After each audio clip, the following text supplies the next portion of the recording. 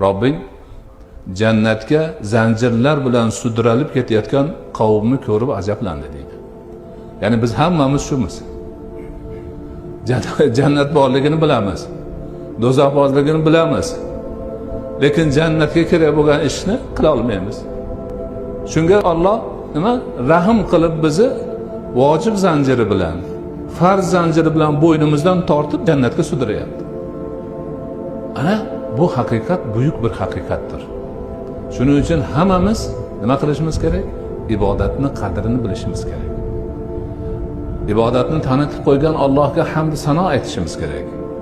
Ibodat fursatini umrimizning eng go'zal fursati deb bilishimiz kerak. Ibodat bilan banda Allohga yaqinlashadi. Allohning roziligini topadi. Allohning muhabbatiga sazovor bo'ladi. Bundan ulug' narsa yo'q dunyoda. Mana shu haqiqat hammamizni doimiy ravishda yodimizda bo'lishi kerak.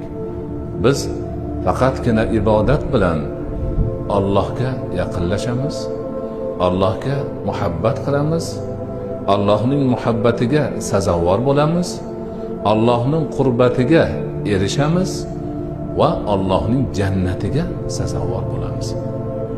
Ibodatsiz hech narsa bo'lishimiz mumkin emas.